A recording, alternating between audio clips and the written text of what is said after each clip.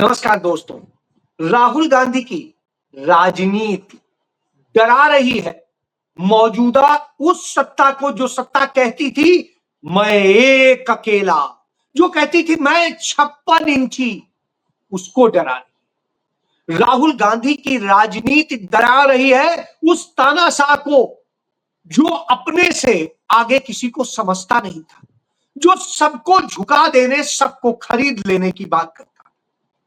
राहुल गांधी की राजनीति डरा रही है उन लोगों को जिन्होंने सदैव स्वार्थ की राजनीति की, जिन्होंने जात की राजनीति की, जिन्होंने धर्म की राजनीति की और जिन्होंने देश को बांटने की राजनीति। जी हां, और राहुल गांधी की राजनीति उन्हें भी डरा रही है जिन्होंने देश की आजादी से लेकर अब तक सिर्फ गद्दारी की है।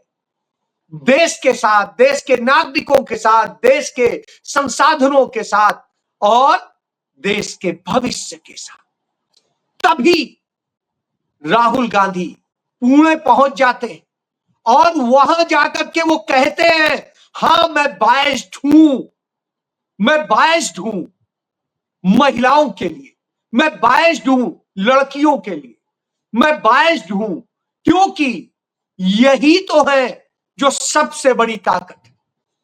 ये पुरुष के बराबर नहीं, उससे ज्यादा श्रेष्ठ है। राहुल गांधी उन्हें बताने का प्रयास करते हैं कि जिस दिन आप खड़े हो जाओगे तो कोई भी दुनिया की ताकत ऐसी नहीं है जो हिला सकेगी या डुला सकेगी। तो राहुल गांधी के लिए किस तरीके से वहां की लड़कियां पहुंच जाती हैं, यह आप देखिए।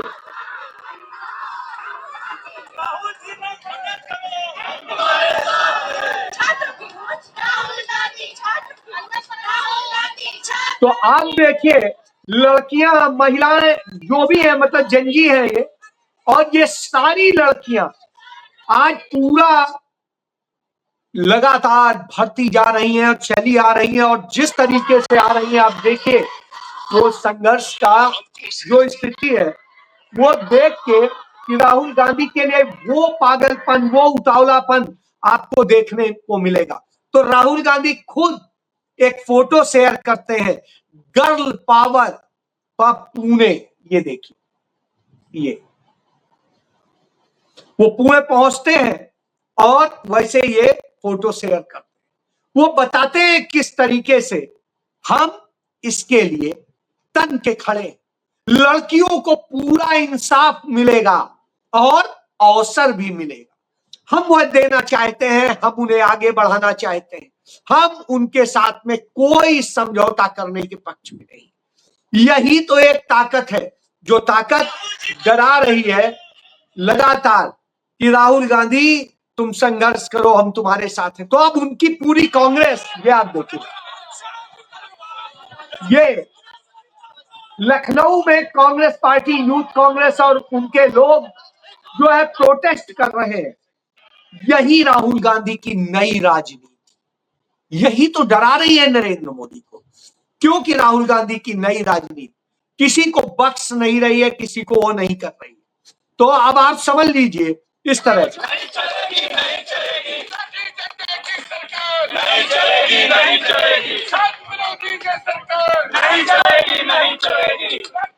राहुल गांधी को कभी तो इससे आप समझिए इस तरह से राहुल गांधी ने पूरे देश में एक अलग अलग जला दिए। ये आप देखिए, तो राहुल जी के लिए इस तरह का पागलपन दिखाई देने लगा है। राहुल गांधी एक सामान्य नेता नहीं रह गए। राहुल गांधी को पुणे पहुंचना था तो रात में उनके भाजपा के अखिल भारतीय विद्यार्थी परिषद के लड़के लड़कियों के हॉस्टल में घुस जाते हैं, वहां लड़कियों के साथ मारपीट करते हैं, उन्हें धमकाते हैं और सब कुछ करते हैं। जब एनएसयूआई और यूथ कांग्रेस के लड़के उन्हें बचाने के लिए जाते हैं तो साहब उनके खिलाफ एफआईआर दर्ज कर ली जाती, उनको मारा जाता है, वो घायल हो जाते, लेकिन फिर भी वो डरते नहीं है, झुकते नहीं है, अपनी बहनों को बचा के रखते हैं। यही दोनों में अंतर। और यह अंतर मैं इसलिए भी बता रहा हूं कि आपको मैंने बताया था कि कैसे जो यूनिवर्सिटी है क्राइस्ट यूनिवर्सिटी, और वहां पर किस तरीके से जो लगातार ये एबीपी के गुंडे और वो कर रहे हैं, वो आप देखिए आज भी जारी है। खून बहेगा सड़कों पे, तो अब आप सोचिए, खून बहेगा सड़कों पे कह रहे हैं,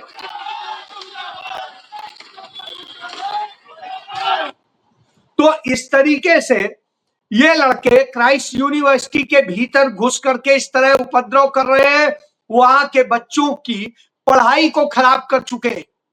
वहां पर 2 दिन से कोई भी पढ़ाई नहीं हुई है, वहां के गेट बंद है, सब कुछ है। और ये गाजियाबाद में दिल्ली से बिल्कुल बॉर्डर पर है, मरियम नगर में नंदगांव थाना पड़ता है।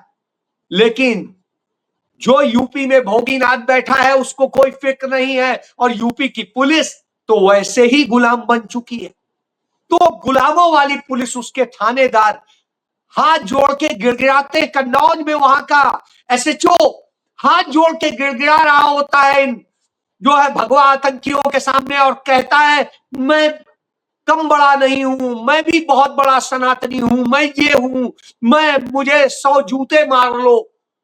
अब आज सोचिए इस हद तक गिर चुके। तभी तो राहुल गांधी ने 8 जून 2026 को इंडिया अलायंस की बैठक के दौरान कहा था, अब राजनीति बदलने का वक्त आ चुका है। अब यह राजनीति पुरानी राजनीति नहीं चलेगी, अब प्रतिरोध की राजनीति चलेगी। और यदि प्रतिरोध की राजनीति आपने नहीं अपनाई तो आप खत्म हो जाएंगे, क्योंकि यहां के बच्चे चाहते हैं कि उनकी आप कड़क आवाज बने, उनके लिए लड़ने को तैयार। राहुल गांधी ने अपने सभी सहयोगी दलों को यह कहा था, लेकिन यह दुर्भाग्य है कि वह दल तो इसे नहीं अपना सके, लेकिन राहुल गांधी ने इसे जरूर अपनाया, कांग्रेस पार्टी ने अपनाया।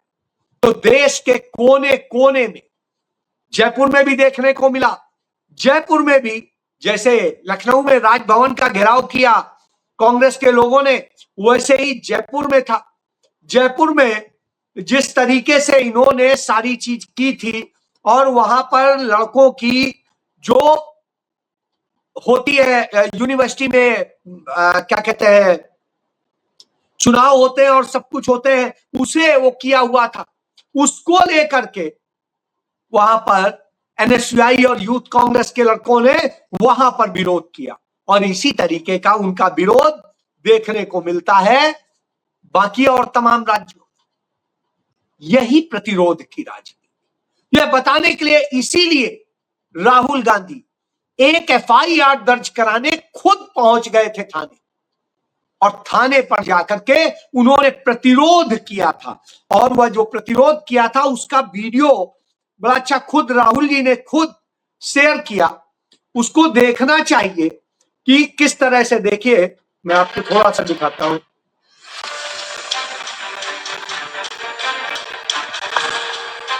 Delhi police, home ministry, Amit Shah FIR file ही नहीं कर। Why is Amit Shah not allowing an FIR to be filed? Why is he stopping an FIR from being filed? That is the journey to it. We are going to force the Delhi police to file an FIR against the crime that was committed. ये इनकी medical report है, AIIMS से आई है। ये इनकी आंख का damage है, ये 3 छर्रे हैं इनकी आंख के बिल्कुल अंदर है। एम्स की रिपोर्ट कह रही है कि पैलेट गन का प्रयोग किया गया है। तो अब आप समझिए राहुल गांधी ये सब कुछ करके क्यों कर रहे हैं, क्योंकि वो बताना चाह रहे हैं कि अब लड़े बिना आपको कुछ नहीं मिलने वाला, क्योंकि सरकार ने सब कैप्चर कर लिया है। पुलिस जो एफआईआर दर्ज करना और उसकी इन्वेस्टिगेशन करना उसकी ड्यूटी है, वो एफआईआर नहीं दर्ज कर रही। राहुल गांधी बता रहे हैं कि पुलिस सुरक्षा देने की बजाय वो इन सारे आतंकियों के साथ है। और राहुल गांधी बता रहे हैं कि किस तरीके से इस देश की न लड़कियां सुरक्षित है, न इंस्टीट्यूशन सुरक्षित है, और न ही यूनिवर्सिटी सुरक्षित। सब जगह आरएसएस बीजेपी ने कब्जा कर लिया। जो भर्तियां होती हैं, बहालियां होती हैं, उन सब में आरएसएस बीजेपी के लोग भरे जा रहे हैं। ऐसे में आपके लिए बचेगा क्या? आपके लिए तो कुछ है ही नहीं, तो फिर आप कैसे पाएंगे? आपको उसके लिए लड़ना पड़ेगा, चाहे आप लड़के हो चाहे लड़की हो, आपको लड़ना पड़ेगा। और यही बात राहुल गांधी ने बताई। राहुल गांधी के साथ जो वकील गई थी वो महिला थी, LLM है, और वह काबिल महिला वकील वो पूरे तथ्यों के साथ तैयार होके गई थी। बावजूद उसके वो कनॉट प्लेस थाने गई, वो गई संसद बाग थाने, वो अफसरों से मिली, लेकिन FIR नहीं दर्ज की। और उसके बाद में तब राहुल गांधी को जाना, सारे प्रयासों के बाद मजबूर होके जाना, क्योंकि अब भी यदि वो नहीं जाते तो क्या होता? क्योंकि जिस तरीके का इस पूरे मामले की जांच के लिए एक कमेटी बनाई गई है, वो कमेटी में जो लोग हैं वो सब के कनेक्शन RSS बीजेपी से, सब ने कहीं ना कहीं बीजेपी RSS की या तो मलाई खाई है या उसके उनको मलाई खिला के मलाई खाई है, दोनों चीजें हैं सब। तो कैसे न्याय मिलेगा? तो फिर न्याय ऐसे ही मिलेगा, लड़के मिलेगा। यही बात राहुल गांधी समझाना चाहिए। जब राहुल गांधी ये समझाते हैं तो भारतीय जनता पार्टी के लोग झूठ बोलने, नफरत फैलाने का काम करते हैं। ये वही लोग हैं जो आजादी के आंदोलन के दौरान वंदे मातरम का वाह नहीं बोलने को तैयार थे। इनकी उससे हालत बिगड़ती थी, क्योंकि ये वंदे मातरम का वाह बोल दिया तो डंडे भी पड़ते थे, जेल भी होती थी, जुर्माना भी लगता। लेकिन कांग्रेसी बोलते थे, कांग्रेसी लड़ते थे। क्यों? क्योंकि जो मूल रूप से वंदे मातरम लिखा गया था वो सिर्फ 2 छंद उसके लिखे गए, जो 1974 में लिखा गया था और सबसे पहली बार सार्वजनिक तौर पे आया। और उसके बाद में उसी में को आगे बढ़ा करके 6 छंद करके आनंद मठ एक उपन्यास लिखा गया, जो कहीं ना कहीं वहां के नवाबों, जमींदारों और मुसलमानों के खिलाफ, और उसमें अंग्रेजों की वकालत की गई थी, अंग्रेजों की प्रेज की गई थी कि अंग्रेजों के बिना सनातन धर्म नहीं है, यह कहा गया। क्यों? क्योंकि वह लिखने वाला बंकिम चंद्र चटर्जी उन्हीं का SDM था अंग्रेजी सरकार, और उसे राय बहादुर का खिताब लेना था, तो उसने ये किया था, तो वो खिताब ले रहा। लेकिन जो शुरुआती 2 छंद थे उसे सबसे पहली बार 1896 में कांग्रेस पार्टी के तब राष्ट्रीय अध्यक्ष थे मिस्टर सयानी, रहमत उल्लाह सयानी, और उनके नेतृत्व में कलकत्ता में गाया गया था। और वो जब गाया गया था तो वो 2 छंद गाए गए, क्योंकि असली वंदे मातरम वही 2 छंद। और उसके बाद कांग्रेस के सभी कार्यक्रमों में क्रांतिकारी भी गाते थे, सत्याग्रही भी गाते थे और सब कुछ। और इसके जरिए पूरी लड़ाई लड़ी गई थी, स्वदेशी आंदोलन चलाया गया। तो वो असली वंदे मातरम है जो देश की आजादी का था। लेकिन उसी को ही कांग्रेस पार्टी ने 1936 में तब एडॉप्ट किया जब उसकी अनुशंसा की रविन्द्रनाथ टैगोर ने, और उसके बाद में उसे सुभाष चंद्र बोस, सरदार पटेल, मौलाना आजाद, आचार्य नरेंद्र देव, पंडित जवाहरलाल नेहरू, महात्मा गांधी समेत जो 1 दर्जन नेताओं ने उसको स्वीकृत किया, और उसके बाद में वह कांग्रेस का ऑफिशियल सॉन्ग बन गया। तो कांग्रेस के ऑफिशियल सॉन्ग को गाने के लिए बाध्य करना चाहते हैं कौन? नरेंद्र मोदी, अमित शाह। लेकिन उतना ही नहीं, उसमें उस नफरत वाले 4 स्टेंजा जोड़, जबकि भारत के संविधान के निर्माताओं ने सिर्फ वही 2 स्टेंजा यानी छंद स्वीकार किए थे। तो यह सच है। इस तरीके से यह असली मुद्दे से भटकाना चाहते हैं। आप महंगाई की बात मत करें, आप फीस वृद्धि की बात ना करें, आप स्कूलों की दुर्दशा की बात ना करें, आप युवाओं की परीक्षा चोरी की बात ना करें, आप पेपर लीक की बात ना करें, आप बच्चों के भविष्य की बात ना करें, आप इनके एजेंडे पे चले। तो क्यों चले? तो कांग्रेस पार्टी ने बड़ा स्ट्रांग डिसीजन लिया, नहीं, हम इनके किसी एजेंडे पे नहीं चलेंगे। हमारा एजेंडा राष्ट्र का है और वह राष्ट्र जो हमने बनाया, हमने आजाद किया, और उसमें यही गाना है। तो हम सिर्फ यही दो गाएंगे जो हमारे संविधान निर्माताओं ने तय किया, जो हमारे देश के आजादी के महापुरुषों ने तय किया जी। तो यह हुआ। दूसरा, जब राहुल गांधी पैलेट गन की बात उठा देते हैं तो इनके तमाम संगी आके कहने लगे कि अरे पैलेट गन तो कांग्रेस ने चलने का वो दी थी, कांग्रेस ने ये किया था और सब कुछ किया। नहीं, कांग्रेस ने नहीं किया। जो पहली बार पैलेट गन जम्मू कश्मीर के सोपोर में चली थी, और कब चली थी इसको आपको जानने की जरूरत है, बहुत ज्यादा जरूरत। जब ये सोपोर में चली थी उस स्थिति में जब वहां पर जो 22 राष्ट्रीय राइफल्स है, जो सेना का वो कैंप है, उस पर 3000 लोगों की भीड़ ने हमला कर दिया। और तब वहां पहली बार 14 अगस्त 2010 को पैलेट गन चलाई गई थी, लेकिन वो ना तो केंद्र सरकार के आदेश से चलाई गई, ना राज्य के मुख्यमंत्री के आदेश पे चलाई गई थी। वो स्थानीय प्रशासन और सुरक्षा के दृष्टिकोण से मिलिट्री के नियम के तहत चलाई। लेकिन उस समय भी वो गोली चला सकते थे, क्योंकि जिस तरह से सेना के कैंप पर हमला हुआ था तो ऐसी स्थिति में यह हो सकता था, लेकिन उन्होंने गोली नहीं चलाई बल्कि पैलेट गन चलाई, जिसमें कई लोग घायल हुए थे लेकिन कोई मौत नहीं हुई थी। और जम्मू कश्मीर के तत्कालीन मुख्यमंत्री थे उमर अब्दुल्ला, उन्होंने फिर केंद्र सरकार से अनुरोध किया था कि लाइव फायरिंग होने से तमाम मौतें हो रही हैं, उन्हें कम किया जाए और इसके लिए नॉन लीथल हथियार उपलब्ध कराए जाए, यानी लोगों की मौत ना हो इसलिए ऐसे वो उपलब्ध कराए जाए। तब 2010 में उसे उपलब्ध कराया गया था। तब रक्षा मंत्री थे AK एंटनी, उन्होंने इसको जबलपुर में जो फैक्ट्री थी, ऑर्डिनेंस फैक्ट्री, वहां से बनवा के और ये सप्लाई दी थी। तो कांग्रेस का इसमें कहीं रोल नहीं था। तब जम्मू कश्मीर पूर्ण राज्य था, केंद्र की पुलिस केंद्र का कुछ नहीं होता था, सेना भी जाती थी तो उन्हीं के अंडर काम करती थी, CRPF भी उन्हीं के अंडर काम करती थी। तो यह जानने की जरूरत है। अब इसके बाद में ना इसमें कहीं कोई पी चिदम्बरम का रोल था ना किसी का। दूसरा, क्योंकि उस समय केंद्र शासित तो था नहीं। दूसरा सबसे जो बड़ी चीज, इसको पैलेट गन चलाने का विरोध संसद के भीतर खुद पी चिदम्बरम ने किया था। उन्होंने कहा था घरेलू मसलों पर पैलेट गन नहीं चलनी चाहिए, आंदोलनों में नहीं चलनी चाहिए। और उसी समय 2011 में एक SOP बनाया गया इसके लिए, जो केंद्रीय गृह सचिव के अधीन बनाया गया, और उसमें किया गया कहां चलाई जा सकती, कहां नहीं चलाई जा सकती। अब इसकी परमिशन केंद्रीय गृह सचिव ही की कमेटी देगी और कोई नहीं।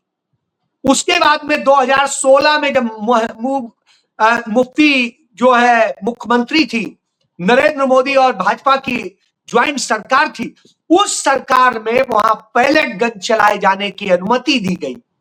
और उस समय वो जो गृह सचिव के अधीन कमेटी थी वो गृह मंत्री के अधीन कर दी गई, और उसके बाद गृह मंत्री को पावर हो गया कहां पैलेट चलानी है नहीं चलानी उसका वो देना।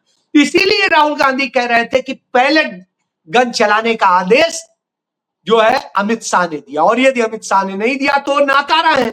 क्योंकि यदि आप पैलेट गन चली और आपने नहीं दिया तो फिर कैसे हो गया?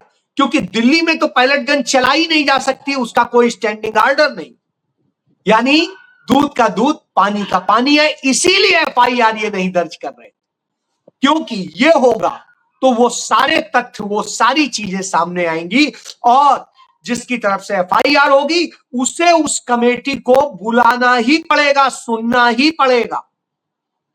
तो इनका सारा नैरेटिव फेल हो गया। इसलिए क्योंकि राहुल गांधी वह आक्रामक राजनीति अब कर रहे हैं, झुकने वाली, डरने वाली नहीं। और यही संदेश उन्होंने अपनी CWC की मीटिंग में दिया। तो यही संदेश वो पुणे में देश की बेटियों को दे रहे हैं कि आप कमजोर नहीं हैं, आप इतनी मजबूत हैं, आपकी शिक्षा, आपकी रोजगार, आपके सब को जो छीना गया है उसको आपको लेना है, और हम आपके साथ खड़े। जी, यह है राहुल गांधी की नई राजनीति, जिससे पूरी भाजपा, आरएसएस, जो उनके सारे संगठन है, सब घबरा रहे हैं। और साथ ही वह लोग भी घबरा रहे हैं, वह दल भी घबरा रहे हैं जो कहने को विपक्ष में है लेकिन घर में बैठे रहते हैं, लड़ने की हिम्मत नहीं। कांग्रेस देश के हर राज्य में लड़ रही, अकेले लड़ रही, यही खूबी है। जय